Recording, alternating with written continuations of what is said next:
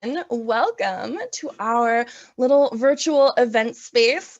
We wish you were all here in person, of course, but we're also so grateful to be able to share this virtual space with all of you. So my name is Allie and I'm your host for this afternoon, and I am so excited to be introducing Rachel Lynne Solomon, Emily Wibberley, and Siegemund-Broka here to discuss Rachel's new book, We Can't Keep Meeting Like This. So before we get into the fun stuff, I just want to quickly thank you all so much for tuning in and, of course, for buying the books. For those of you who may not know, we are an independent bookstore with 3 locations in the Seattle area. And your support really is what keeps us here selling books, and we really love what we do. So if you also love what we do, we would so appreciate it if you swing by and grab copies, or if you're not local, we do ship. I will be linking books in chat all afternoon, so it'll be super easy to go and find them, and we are so grateful for your support. So while we are over on the website, I definitely recommend checking out some of our other upcoming events. We have an exciting roster coming up over the next few months, and if you'd like to stay in touch with our events, you can sign up for our newsletter. It's a weekly update about events and exciting releases, our online book clubs, and of course, you can follow us on any of the major social media platforms. We are at Third Place Books for the quickest updates and recommendations. So we are here for about an hour, and towards the end, we will be taking questions. So if you have any questions, which we very much hope that you do, go ahead and leave those in the Q&A box, which should be either at the top or the bottom of your screen, depending on your device. It is different than the chat box. The chat is great for connecting with each other and for virtual applause. And I see that you guys have discovered the chat already. We love that. But when it comes time for questions, do make sure that those end up in the Q&A, just so that we can most easily find them. And I believe that is all of my housekeeping. So without further ado, I am so thrilled to introduce Rachel Lynne Solomon, author of You'll Miss Me When I'm Gone, Our Year of Maybe, Today, Tonight, Tomorrow, and We Can't Keep Meeting Like This, the book of the afternoon.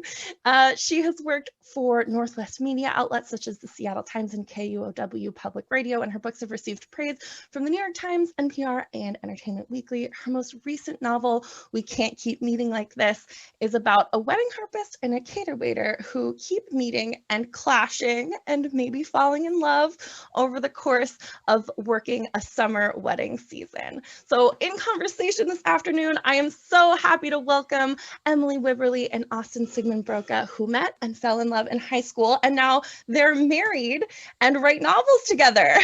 Their books include Always Never Yours, If I'm Being Honest, Time of Our Lives, and most recently, What's Not to Love, in which 2 high-achieving students begin as cutthroat academic enemies and then get stuck doing a project together, and things develop from there.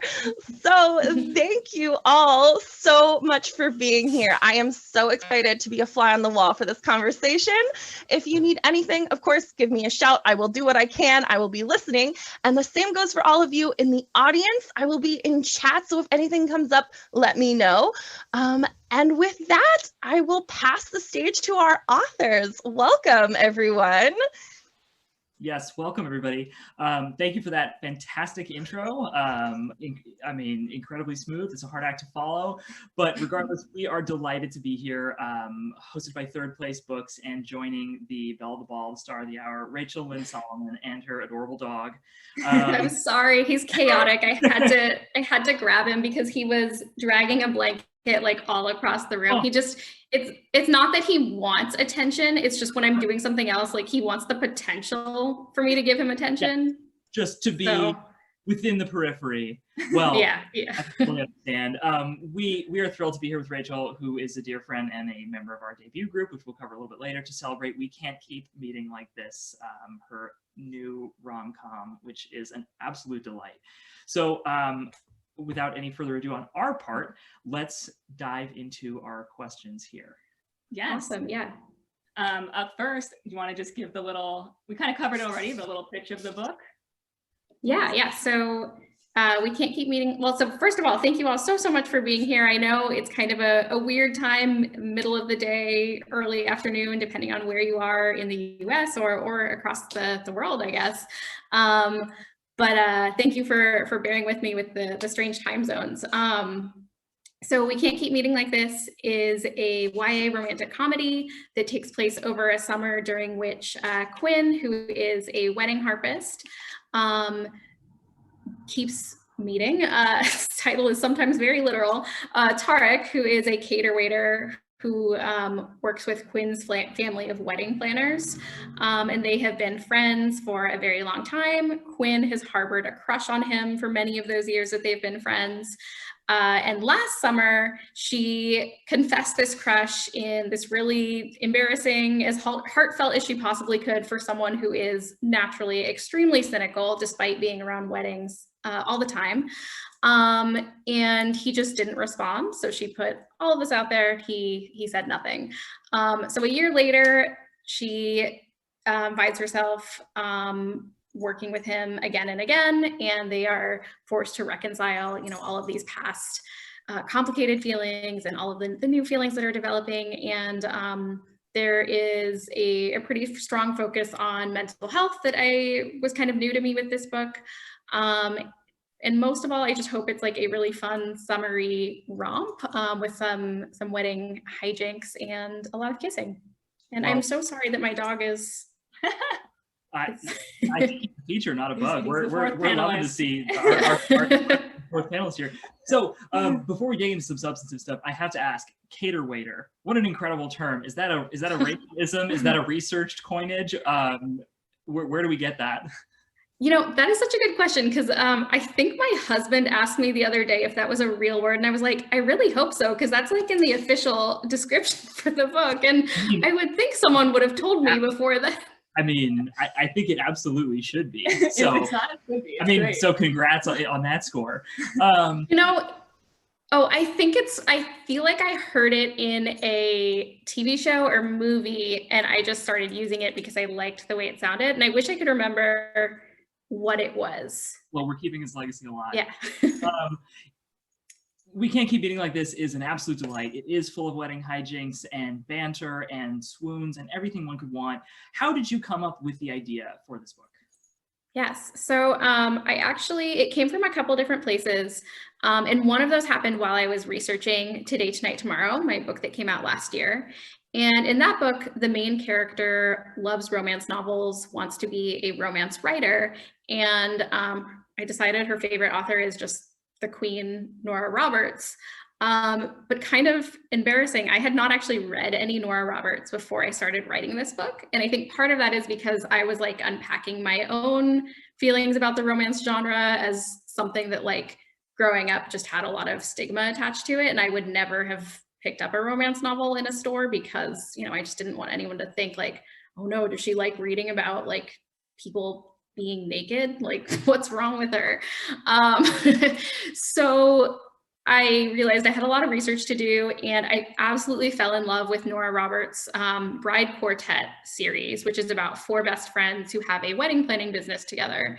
And the first book in that series, Vision in White, is Rowan's favorite book in Today, Tonight, Tomorrow.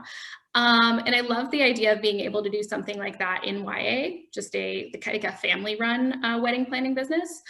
And then the other little burst of inspiration was actually something from a while ago. There was this old, I guess it's not that old but this TV show, Party Down, that followed a group of caterers who were also like wannabe actors in Hollywood. And each episode was like a different wild event party that they were catering. And they would always get involved with, drama and hijinks, shenanigans with the people at the event. I highly recommend it. It's 2 seasons and it's just great fun. Everyone in it is recognizable.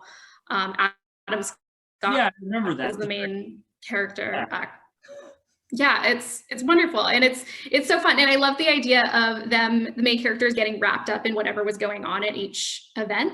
So I tried to borrow a little of that for this book. I just wanted to write. I had never written something set during a summer. Like all of my books are very Seattle and just very gloomy, I think. and loved the idea of writing something that like people could actually be sweaty and, and squinty and all of the good things you do when it's hot out. I love that. You have mentioned, and the people who've read the book or people who follow you on social media, the mental health representation in this book. And I think that is such a wonderful part of the book that you put into it. And so do you want to talk a little bit about that to the people who maybe haven't read it or the people who have?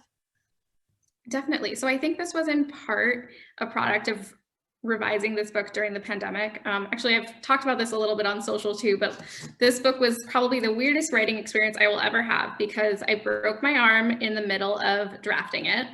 And then in the middle of revising it, the pandemic happened. So I was just never like happy in the rest of my life. Well, I mean, writing is always enjoyable, like always something that makes me happy, but like everything else was just deeply unpleasant. I mean, everyone can relate to the latter half for sure. So I really wanted this book to be an escape. But I've had OCD probably since I was a teen, maybe younger, but I didn't get it diagnosed until my 20s. Honestly, like my early to mid 20s. And some of my like compulsions were just getting really bad again, and just like anxiety and depression were at all-time highs, or I guess lows, you could say. Depression jokes are fun, and if we can't joke about it, then it's. I feel like romantic comedies give us this really like safe space to talk about difficult stuff, and there are definitely. The main characters make jokes about their own issues as a coping mechanism. And yeah, it just kind of found I was having my main character like go through some parts of her day, and I was like, oh, okay, if she's waking up the next day, maybe she just like reaches for the pill bottle that's on her nightstand and she takes her medication, and that's just a normal thing that happens. I think a lot of books with mental illness that I've read in YA are like, oh no, he went off his meds. And that's like the major plot point. And I just was really drawn to the idea of writing a book about two characters with mental illness who were on medication and in therapy. And that was just a part of them and shaped who they are, but was not their whole being and was not a plot point. Yeah, there's a quiet power in making it not a plot point, more of a textural aspect. I think it's a kind of storytelling we're moving into in this new era here. That's very cool. That's very compelling and very, very resonant, I know, to us, and I'm certain to many readers. To switch tacks a little bit to the publishing world and journeys, we have had a dovetailing story from starting in our debut group together in 2019 or 2018 to the time gets so one of those years to having put out just each of our fourth YA, and you've had your adult romance in between. Tell us about that journey. What's it been like exploring both those markets, working on that schedule? So I really never thought, I actually had a memory come up last week that reminded me, or that told me it had been 5 years since my first deal was announced. Wow. And just kind of the symmetry of that, and then being on the heels of releasing book 5 was not something that I ever imagined happening.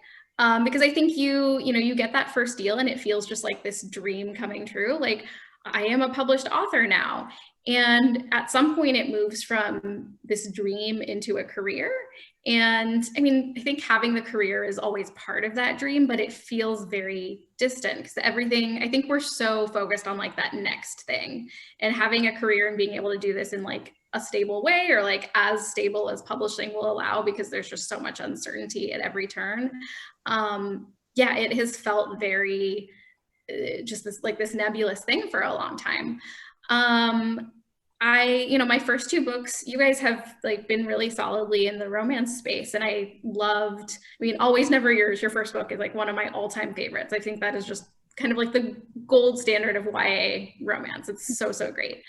But my first 2 books were a little heavier, and it wasn't until Today, Tonight, Tomorrow which I started writing like, you know, a bit after the 2016 election, and I was like turning to romance novels for comfort in a way that I like hadn't allowed myself to in the past, and it just felt like something opened up, and I found like that I could write books that made me happy, that made other people happy. Like there was just no better thing than someone, especially over this past year, someone reaching out and telling you that like they spent the whole day inside your book and like it brought them joy. So I feel like, yeah, I had those, I'm definitely still proud of my first 2 books. But I feel really fortunate to have arrived at romance, at romantic comedies. And I don't know if it was just a natural progression or just the state of the world that led me here, but yeah, I mean, you write romance too. So there's just something like very special about like being trusted to like bring people joy and happiness. Yes, absolutely.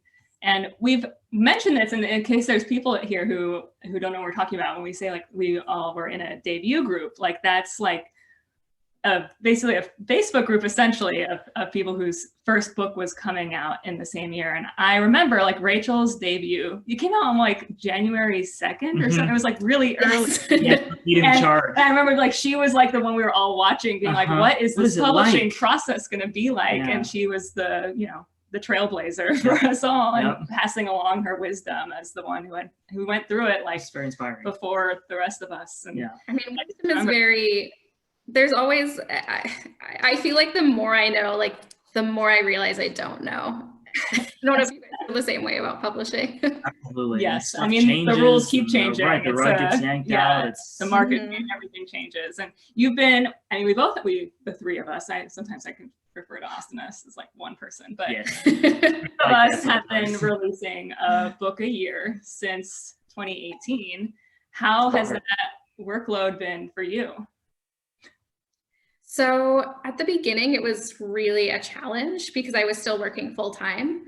And I wanted to give the books like as much attention as I possibly could. And I left my full-time job in 2018, I think. Again, don't know how time works. And then for the past couple of years, I have had some side hustles, some freelance work. And 2021 is actually the first year that I am officially just writing full time, which I feel very fortunate to be doing. But it also felt like, especially, you know, now that I am fortunate enough to be in a place where I'm putting out 2 books a year, and there's just not enough time to give them the attention that I wanted to. So yeah, you know, some things have changed a lot with regard to scheduling. Like I used to, when I was writing full time, you know, it was any amount of time that I could get for myself.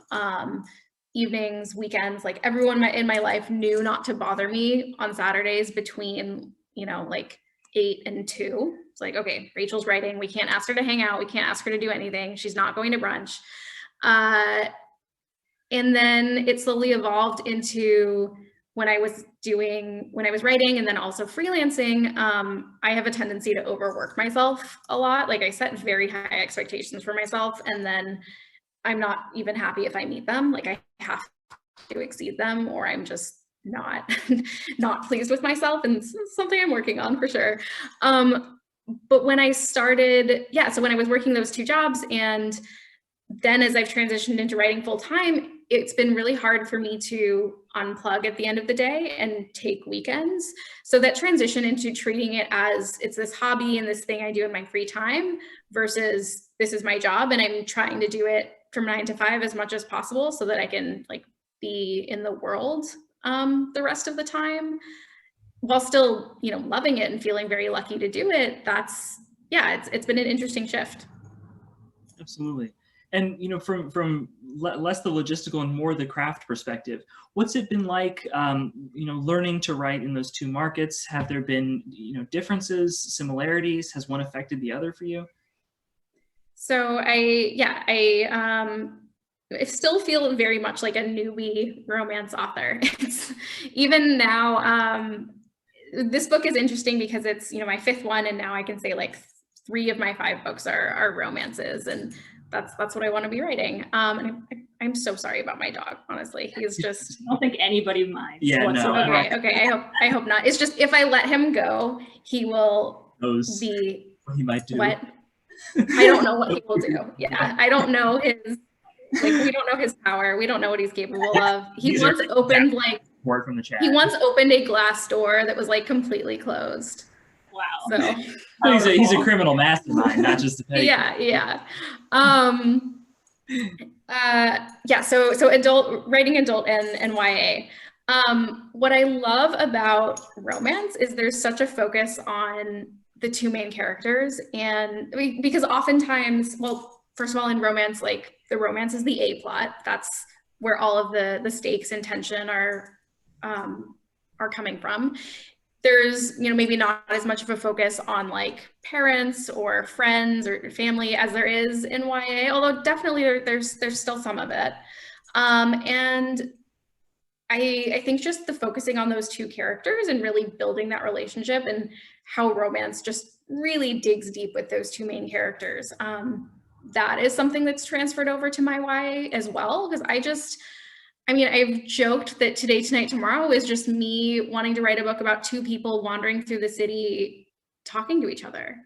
And in a way that is what it is. And the book that I'm working on now is it's a time loop story set in college. And it also has a lot of that, like two people just kind of, clashing and connecting and like peeling back these layers and revealing their true selves and all of the, ugly, uncomfortable things. And I just love putting two characters together and letting them hurt each other, and then gradually, heal those wounds and really find ways to connect. Yes. And on the publishing side of it, how do you think the businesses differ between the YA? Yeah, well, I'm curious about what your guys' experience has been like with this so far, because so far I have felt that romance is much faster. The X Talk was acquired in November of 2019, and then it was published in January 2021. So that's a little over a year between when it was acquired and when it came out. Whereas YA, I feel like it's much more common to have about 2 years between acquisition and when it's published. So romance just moves at a much quicker pace. And I think part of that is just because the readers are so voracious. I think part of that is, the majority of them are adults, so they have a bit more cash, just a bit more disposable income to spend on books. And romance readers just read a lot. You find an author that you love and you want every book by them, or you find an imprint that you love. I see so many people on Instagram are like, I will buy any book that Berkeley puts out. And there's just so much, they're just very voracious. So I think that speed for sure. Have you guys noticed that too? Yes and no. Originally that was the plan, because we sold the roughest draft, which will be our debut adult romance, on proposal in right before the week before the pandemic, essentially. Kind of weird. Yeah. So and then it was set to come out in the fall. So we were like, wow, we haven't even written this book yet, and it's going to come out a little more than a year from selling it. Then, because of some decisions in marketing and stuff, it is now coming out in January. So it has more been pushed to be more like our YA timeline, except we did write most of it the year before it was coming out, because we had sold it on proposal. Just in the house. Yes, just in the house in the pandemic.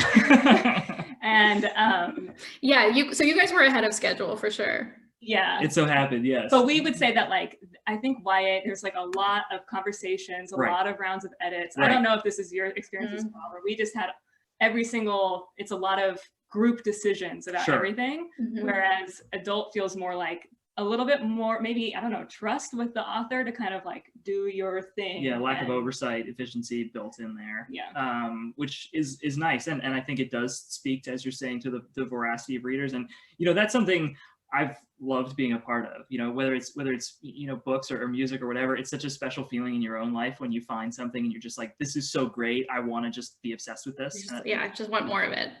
And so to be a part of that world that is that thing for other people is awesome. It's indescribable. It's so great. You know, also just across genres and all of your oeuvre here, this is your 5th book. You've got more on the way. How do you feel your process, your creative approach has evolved, developed over that time? Garbage as a first draft. If anyone has seen like some of these snippets of my first drafts that I've posted on Instagram, sometimes they look like Mad Libs because I will not even I think they've become almost like infamous, and my friends just think it is interesting. It is just absolute chaos. I have one friend who I will send them and she like treats it as a game. She like tries to fill in Mad Libs. But so I work off an outline every time. And at this point I outline with like rom-com beats and, you know, sometimes playing with them when I want to. But my first drafts, I write completely from start to finish without editing, without going back. And some people don't have names. They're, you know, it's like something profound, I say. There's a lot of stuff that just gets filled in later, just, you know, all the details. And at the beginning, and definitely with You'll Miss Me When I'm Gone and Our Year of Maybe, I was not okay with that because I think I just didn't trust myself as a writer that I could make it okay in the end. And honestly, once I gave myself that permission, and it was, you know, Anne Lamott's Bird by Bird that really felt like it, that really felt like it gave me that permission to write a terrible first draft.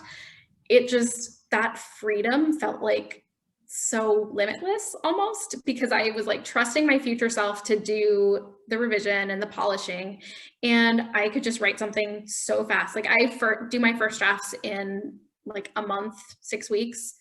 Wow.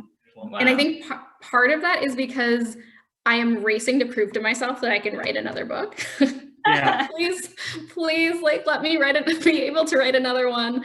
But also because I love revising and I love polishing. And to me, that is where I just get to play with the language and play with the voice and, you know, dig deep with the connections between characters. The first draft is just like a shell of the book. What about you guys? Has your process changed a lot since the beginning? Not at all. No. We have not changed. Really? We are very much like, you know, this works for us. Right. If it works, yeah. Kind of machine-like. We ultimately kind of, I was thinking about it, we outline the book like 3 times before we start writing it. So it's very, you know, at that point, our first draft is really not a first draft anymore. Yeah. It's more like a final draft because it's gone through 3. And like our outlines putting in the Mad Libs, if you will. Yeah, it's like 10,000 words to 40,000 word outline. And then we get to a novel. Oh, wow. Yeah, so it's a very drawn out process. I wish that we could do it with less steps, but we can't. That's just where we are now. And it helps, and this is a question I was going to ask you, is it helps us be able to work on multiple things at once. Like I can be outlining one book while we are I outline in the day while Austin is at work, and then at night we write whatever book is in the writing stage. So it is a way for us to kind of keep moving on multiple projects at one time. How do you do you have set like only working on one book at a time, or do you divide the week up, or? Yeah, oh, that's cool too. That's a good way to split it up. You know, I don't know if I have landed on a way that makes it easiest for myself to work on multiple books at once. I'm usually just working on whatever is due soonest. And if notes come in for something else while I'm working on the previous thing, I try to finish that previous thing before I move on, just so that I'm not switching too much. But I'm in this weird spot now where I've actually, for a month now, I have not a deadline. And this has not happened for like, definitely at least a year, maybe 2 years. And I have come up with like a new pitch that I'm excited about every day. And my poor agent, I'm just sending her like, how about this one instead? Like, I actually really like this one. And I have never experienced that. And they're all very different. Sorry, my dog just drooled on me. Okay, cool. Don't know. He is just out of control. I'm so sorry.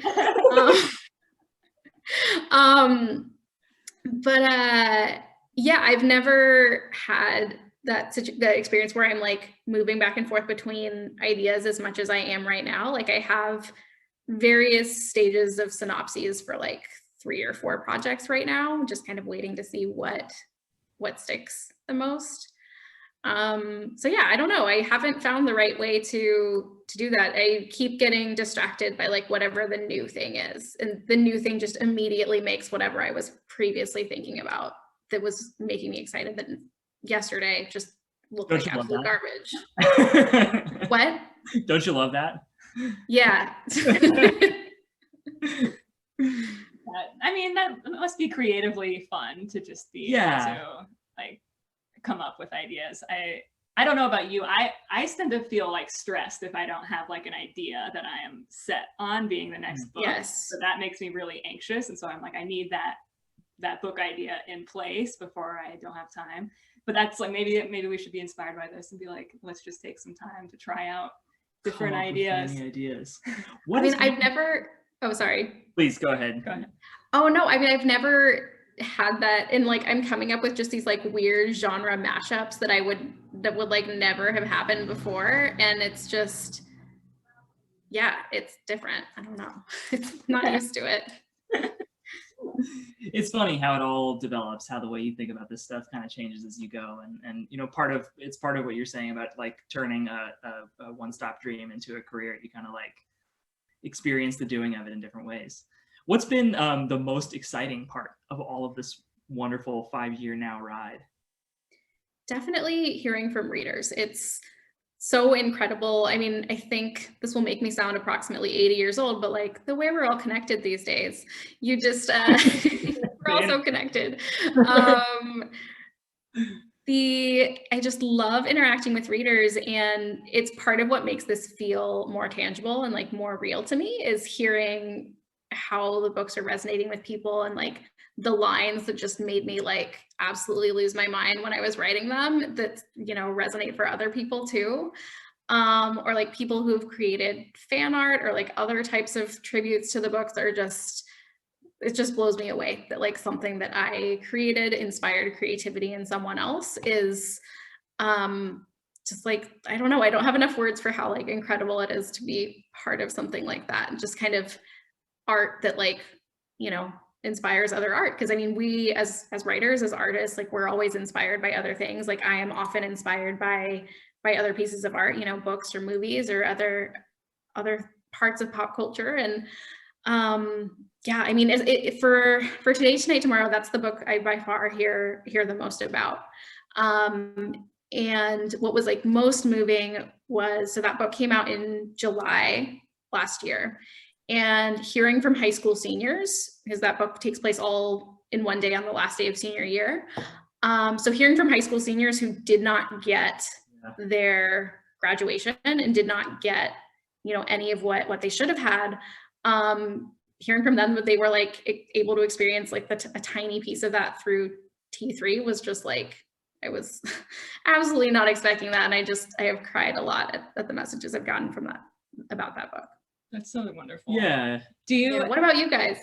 I'd love to hear. I'd say the same, and it sounds like what you're saying, and this has certainly been the case for me. That's one of the parts of this job that there's no law of diminishing returns for.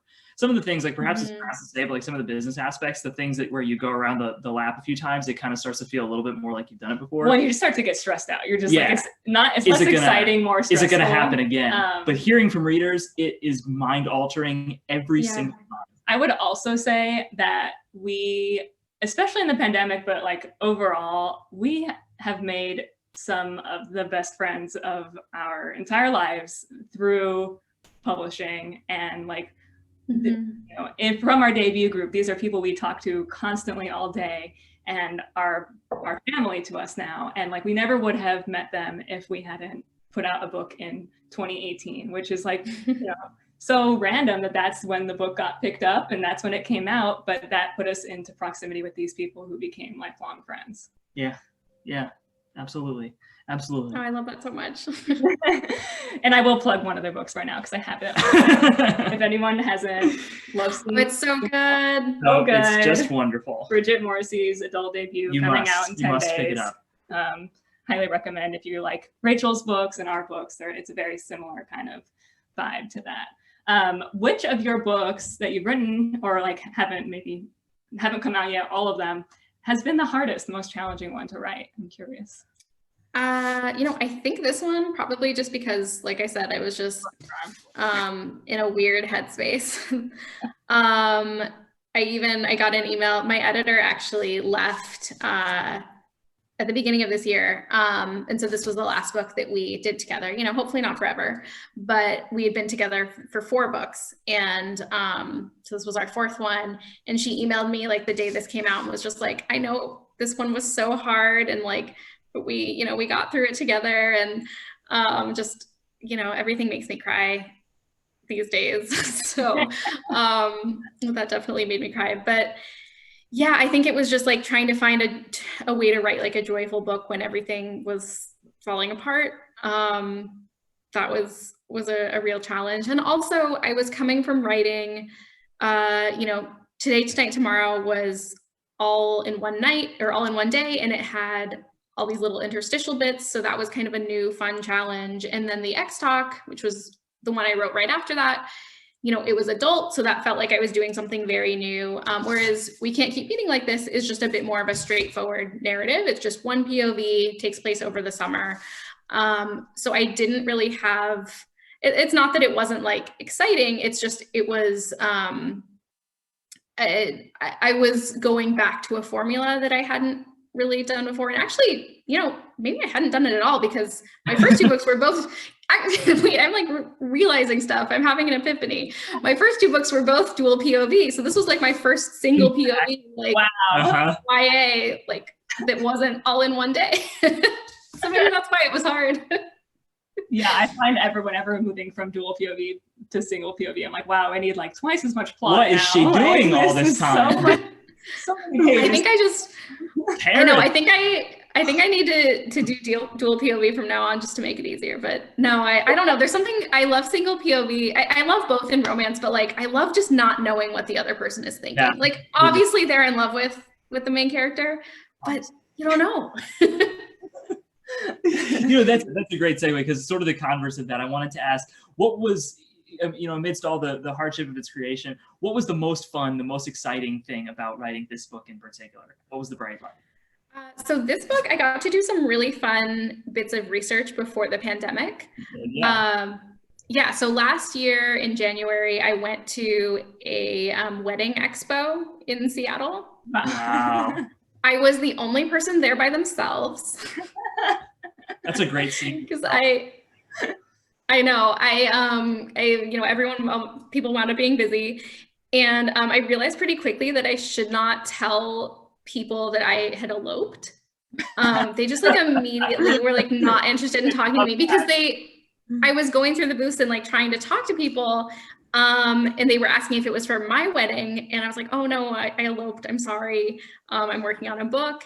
And, I tried to approach when they weren't busy, and I don't know, I just felt so awkward, but I ate so much cake, so that for it. And I did get to talk to a lot of people. And then a friend of mine who's a YA author, Rosie Thor, her parents are harpists and harp makers, and she for the longest time had volunteered them for anyone who wanted to write about harps. And yeah, so my mom plays the harp, and her father also plays the harp. So I've always loved, and I've played a variety of instruments throughout my life. So I've always just loved it as an instrument. And with this book, I just finally decided to take her up on it. I was like, you know what? I'm writing a harpist. Let me meet your parents. So the very last trip I took before the pandemic was I drove down to Corvallis, Oregon, and met her parents and got to see their harp studio. And if anyone, I have a link to my all my book playlists in my Instagram bio. And on the one for this book, there's a song from Rosie's parents that's like just really lovely. But that was a lot of fun. Very cool. That's great. Yeah. Well, I know. And I also, oh, sorry. Go ahead. I was going to say, I highly recommend Rosie's books. Her first one, Tarnished Are the Stars, just a really fun, like, science fantasy book. I know we have a lot of questions coming up. So one last sure, yeah. Put it over to the Q&A is, you've alluded to it, but what can we expect from you next year? Yeah, so actually in January, just our books are a week apart, which is fun, our next adult books. I have my next adult romantic comedy. It's called Weather Girl, and it is about a TV meteorologist and a sports reporter who are matchmaking their divorced bosses at work, because work has just become totally toxic, and falling in love with each other in the process. So it's sort of a Parent Trap with our bosses, but at work is kind of what I've been calling it, or really similar to the movie Set It Up. And then next summer, my first book that's slightly non-contemporary. It is called See You Yesterday, and it's actually sort of funny because I'm looking at the cover for it right now on my desktop. It's really great, and I can't wait to share it. I just had to be obnoxious about that. I'm so sorry. But, isn't that the worst thing when someone's like, something great happened and I can't talk about it? I'm so terrible. I'm so sorry. But it is about a girl who is stuck in a time loop on her first day of college with the guy who humiliated her in their physics 101 class. And it is like T3, but like turned up to 100. It's like one day, but over and over and over. And it's yeah, it is an absolute mess right now, but we'll untangle it. It'll be good. That's so exciting. We cannot wait. Thank you. We are dipping into the Q&A component. Everyone keep putting your questions in there. We'll try to get to as many as we can. Yes. So do you want to take this? Absolutely. So the first one is one burning in our minds as well, which is, will there be a cameo in See You Yesterday from the We Can't Keep Meeting with His characters? And they love the Rowan and Neil cameo. So can we expect more cameos in the future in the Rachel verse? That's a good question. There currently isn't.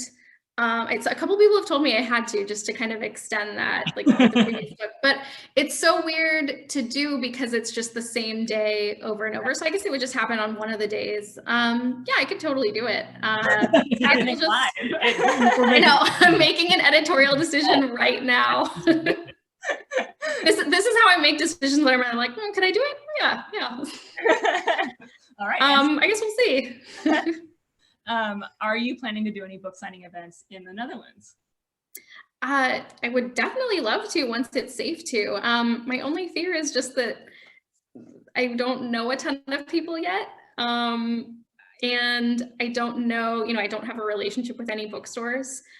And, my books are also just not available here in the Netherlands. I don't quite know how all of that works yet. So it's something I've been meaning to contact my foreign rights person about, because I would love for that to happen at some point. But if not, what I'm planning to do and hoping will happen is to come back to Seattle for the release of Weather Girl in January, and be able to sign books and hopefully do an in-person event then. So, fingers crossed that that's able to happen.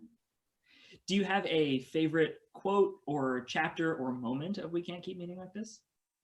That's a good question. I do really like, there's a whole chapter that takes place in like a tiny laundry room on a yacht during a wedding. And actually also is a wedding of characters that you will recognize. And I just love putting two people who are angry at each other in like a tight space and seeing what happens. Just what's going to happen. Who knows? Trying to get to as many different people's questions as I can. I think I maybe closed out the question too quickly, but do you have any advice for people who are not writing full time yet, but like how to achieve that?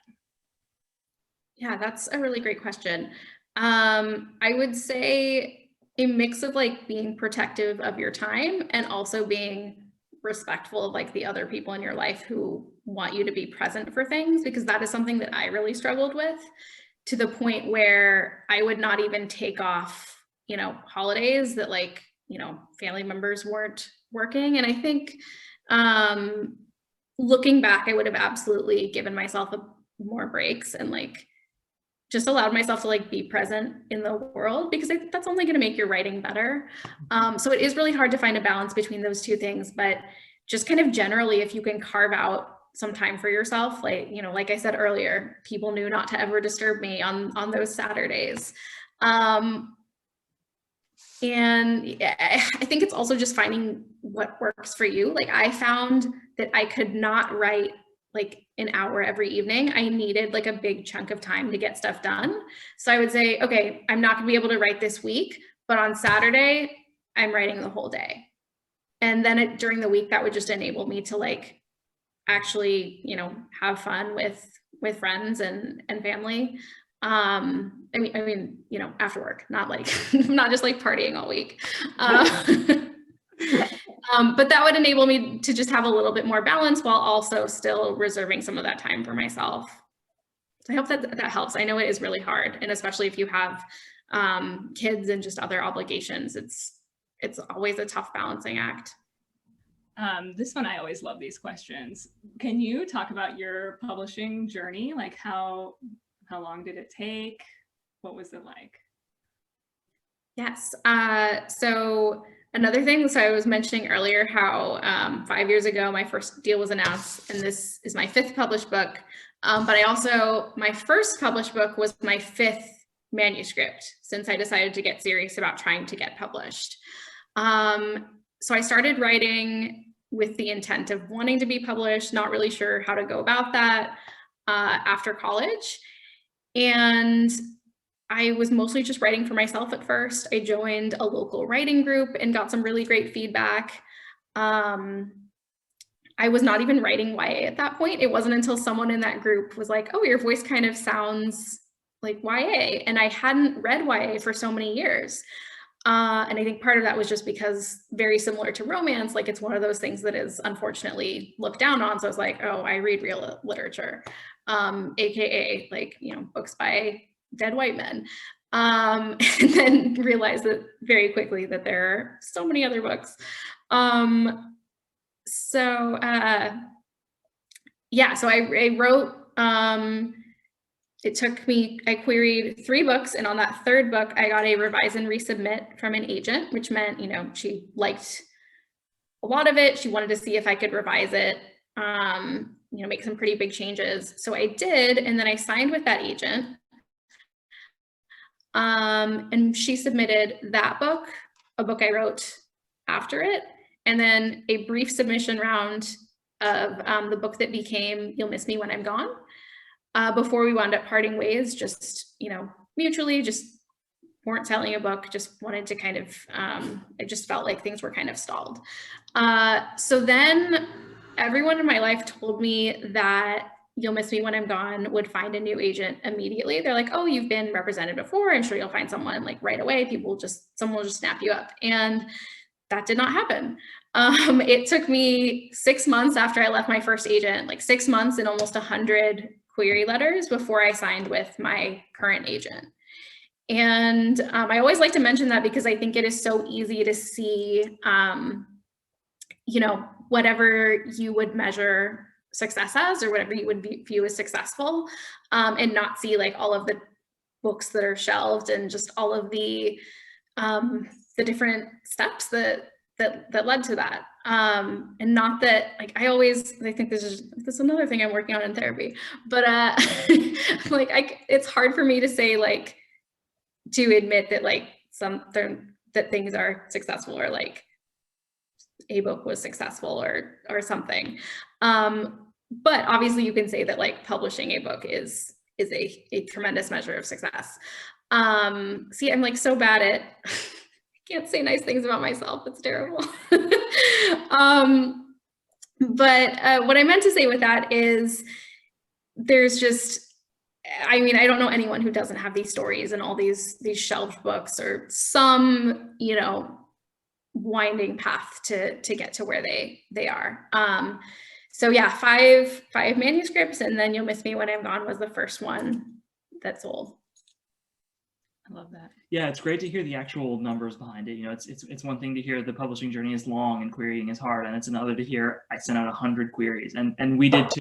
You know, and people sort of lose sense of that scope sometimes.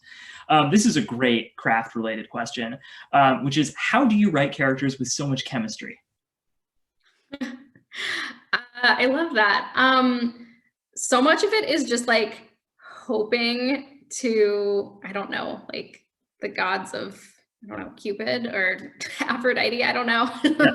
Just like hoping that someone will like bless those pages and that they will spark once they show up on the page. Sometimes I just get lucky and the characters have amazing chemistry right away. Like that happened with Rowan and Neil in Today, Tonight, Tomorrow in just a really strong way. And those two will probably always be my favorite, just because they, like, everything about them just worked. With some characters, I have to work for it a little more. And I usually do that, like try to build that up in really small ways. And one of my favorite ways is when the main character notices or like really focuses on something unique about the love interest, especially when it's not something that's like traditionally attractive. That definitely happened in Today, Tonight, Tomorrow. I think that happens a little bit in this book.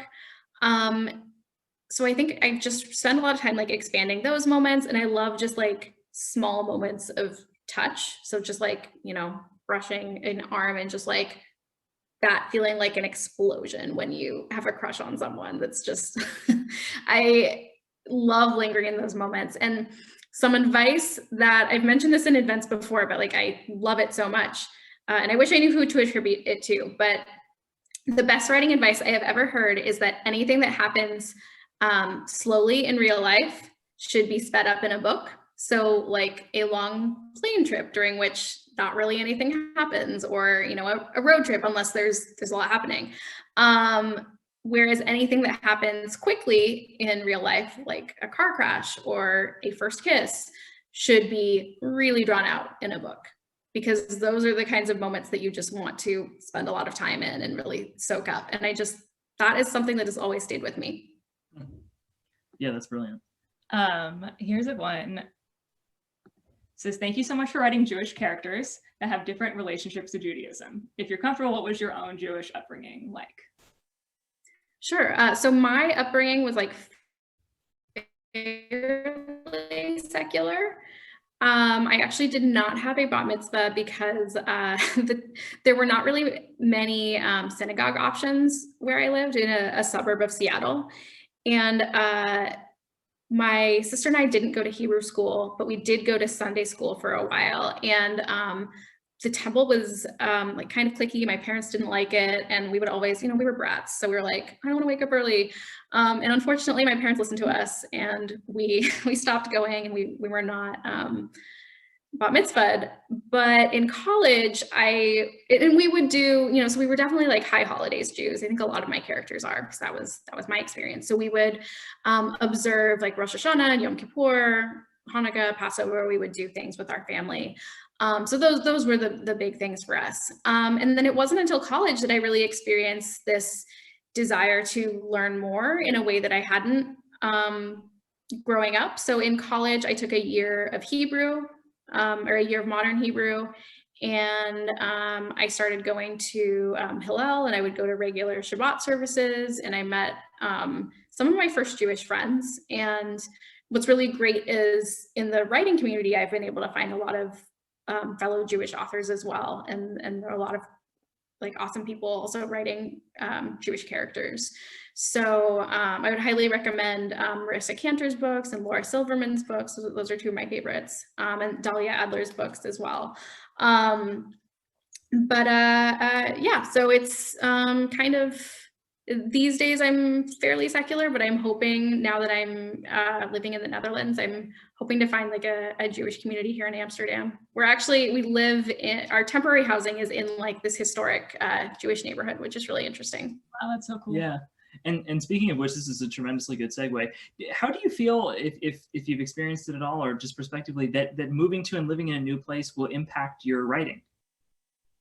I hope positively. I started going to a cafe for the first time this week, and that was just big. The whole first time I was honestly like fighting back tears. I mean, I assume you guys have, like, I don't know if you guys write in coffee shops, but I assume you guys have been we going out more. Too much. We can't, like, it's unpleasant for everyone around us because we're bickering about the work. Oh, okay, that makes sense. I don't want to subject anyone to that. Yeah, I have already gotten a lot of ideas. I know a lot of people have been asking when I'm going to set something in Amsterdam, and for my YA that's coming out after See You Yesterday, I sent over an idea that does take place partially in Amsterdam that I'm excited about. But I really want to make sure I like know the city as well. Well, I'm not going to know it as well as I knew Seattle because I just had lived my whole life there. But I love setting so much that I just want to feel like I could do it justice and I could write about it honestly. And I also think this was a huge part of the reason that we said yes to the move. So for anyone who doesn't know, 2 months ago, I moved to Amsterdam with my husband for his job. And we spent a lot of time talking about it and ultimately felt, I was in a place where I'm writing full time, I can write anywhere. And I felt personally like I had just had this finite number of experiences. I was living 20 minutes from where I grew up. I had never really traveled. Moving to Amsterdam was my first time in Europe, which is pretty wild. And I was just really excited by the idea of getting all of this new inspiration and feeling like I could grow, not just as a writer, but just as a human. And I think both the writing and the humaning would benefit each other. All right, I think we have time for one more. We're kind of trading off on, there's so many questions. Oh, sure. I'm trying to Thank you all so much for the questions. Yeah, the questions are wonderful, and I great. wish we could get to all of them. Yes. What do you think should be our final question here? I'm curious, what is your favorite trope of all time? I feel like I have to say enemies to lovers just because it's so fun. It's never not fun. But I don't know, maybe I'll say forced proximity just because that's something you can put in every book. Mm-hmm. And no one will get mad at you. It's not like, oh, well, you already wrote an enemies to lovers book, like maybe do this one a little different. I'm like, but I can, put people somewhere in a tight and closed space in any book. What about you guys? Oh man, well, I actually was reflecting on it, and I think we've accidentally ended up writing 3 second chance romances in a row. Yeah, we sort of have. So I guess it's that one. They're very different. Like, they're all the same, but I'm looking at, like, if you were to boil it down, we have 3 second chance, two YA and 1 adult second chance romance coming out. Yes. Well, that's so funny. I think the YA, the Amsterdam one I just pitched will be potentially, I think, my first second chance romance. We love it. I don't think I've done one. No. Well, this has been absolutely amazing. It's been lovely to talk to you and to hear about this fantastic book and your whole wonderful career. Thank you. This has been so great. I've loved talking to you guys online. It's so nice to see you as, I know you're just 2-dimensional. It's close. I know you so much. I'm just sort of looking through the chat and it's so nice. And thank you for the great questions too. I'll try to do like another AMA on Instagram sometime for just this book and just other stuff. Yay. Alrighty. Thank you all so much for being here. This was such a fun conversation. Audience members, you have been an absolute delight as always. I've loved watching you blow up this chat. It's been so much fun. Authors, thank you so much for being here. All of you who would like to get your hands on copies of We Can't Keep Meeting Like This, go ahead and follow the links. There's a bunch of them. Just scroll up in chat. Or head over to our website, we're thirdplacebooks.com. And of course, If you're local, come on in. Let us know what you thought of this event, or tweet us if you're not local. That's great too. We would love to hear from you. Rachel, Emily, and Austin, one more huge thank you from all of us at Their Place Books for being here. And I think that this is where we start our awkward waving and say goodbye. So I don't know. have a good day, everyone. And good night, Rachel. Bye. Thank you guys so much. Take care.